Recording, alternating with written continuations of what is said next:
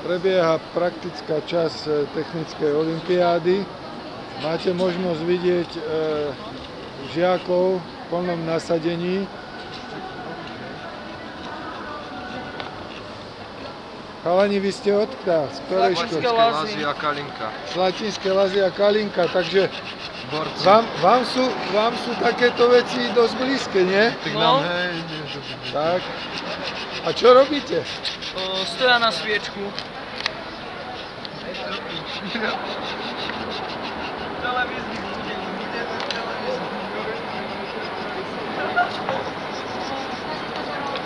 Chalani, vy ste odkiaľ? Druhá základná škola. Detva, áno. Ako sa vám darí? Dobre. Od ruky.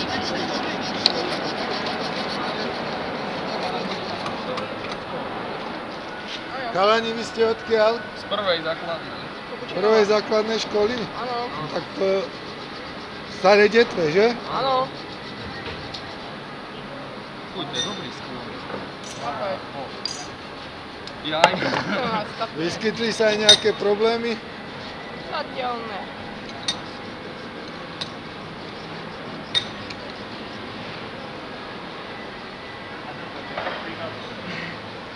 Po maminke.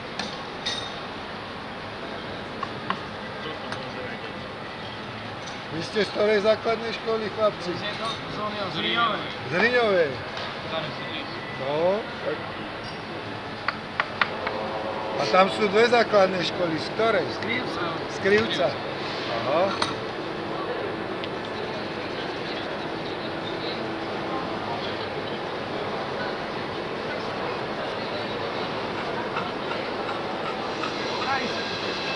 No, nezdá sa mi to. Máte pocit, že to stíhate?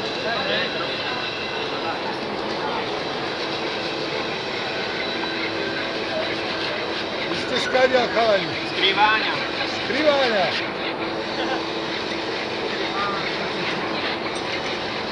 Tak vidím, že už stred toho výrobku máte. Takmer hotový.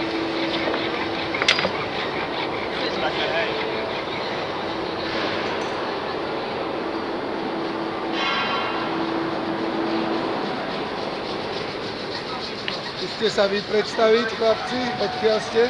Do štvorky školy. Detve, áno?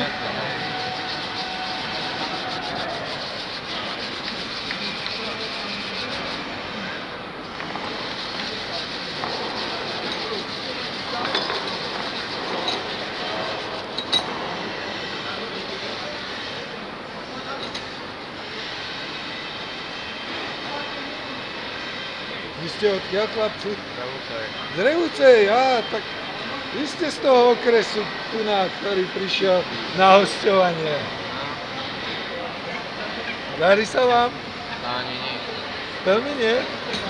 A v čom je problém? My sme techniku veľmi nepreberali ešte. Prosím? Že my sme techniku ani nepreberali ešte. Nepreberali ste techniku? Nie tak Ale krátko, zase je od vás chválihodné, že ste prišli No, do iného okresu na olympiádu.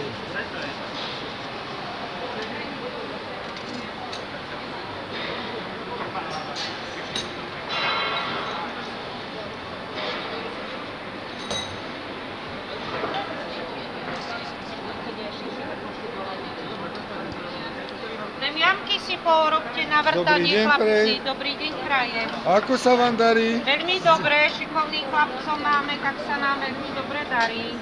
Môžem?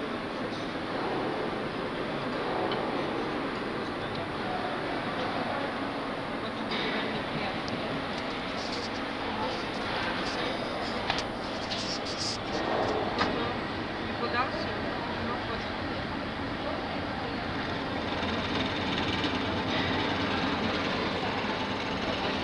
Keď budeš prechádzať na druhú stranu, aby to nevyužilo dreva, opatrne. Máme? Dobre.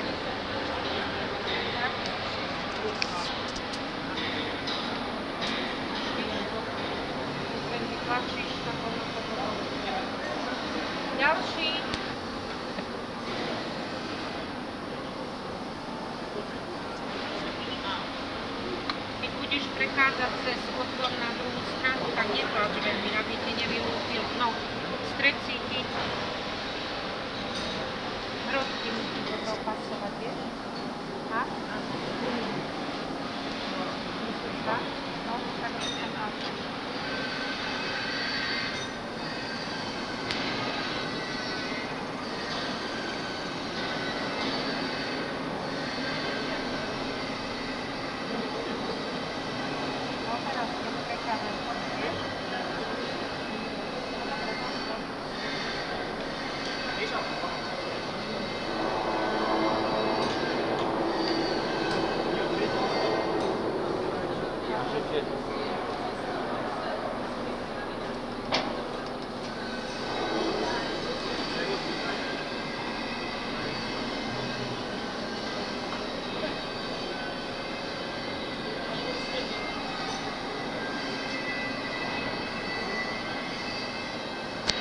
Ty si z Revúcej? Áno. Tam máte základnú školu v Revúcej? Áno. Hej. A čo ťa priviedlo na olympiádu do Detvu? Tak manželka chcela, aby sme išli to skúsiť aspoň raz tak niečo. Hej. A ako sa ti páči prostredie, v ktorom sa to Dobre. robí? Dobre? Vedel by si predstaviť aj takúto prácu aj v svojom ďalšom pôsobení v živote? Mhm. Hej? Fajn.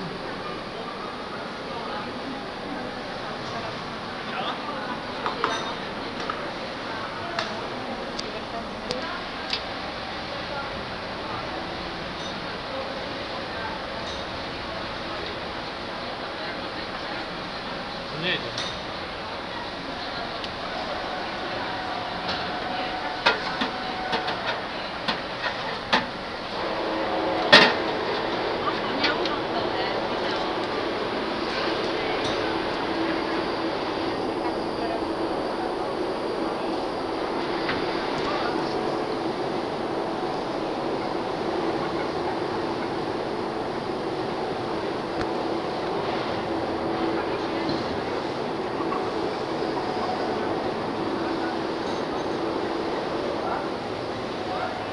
Súťaž je v plnom prúde, naozaj vidno veľké zanietenie pre prácu.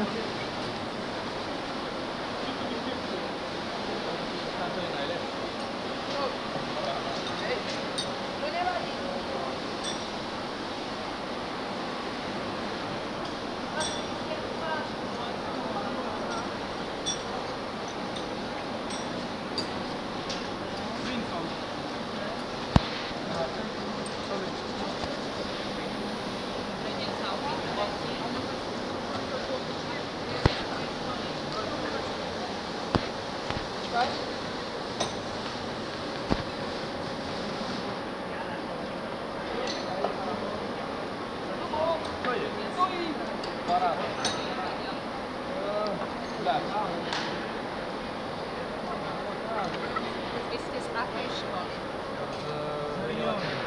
Ako?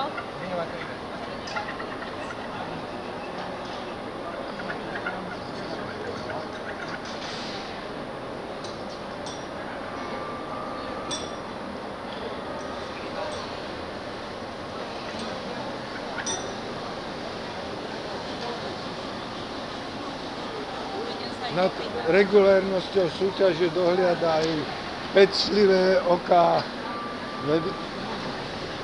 učiteľiek.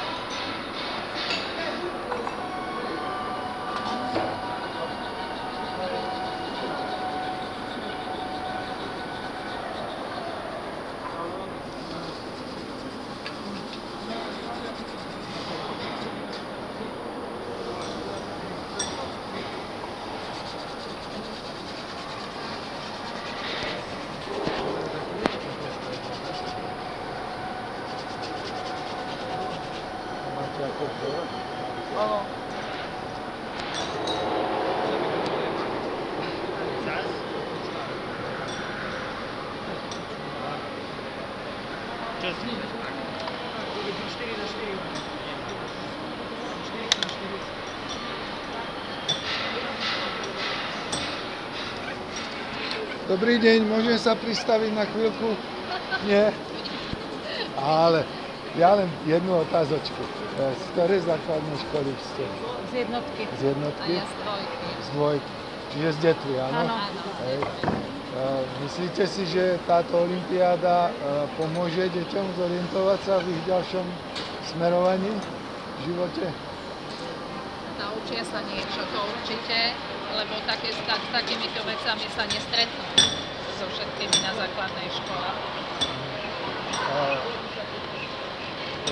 Ako prebieha takéto vyučovanie tej techniky momentálne u vás na základných školách? Veľmi ťažko.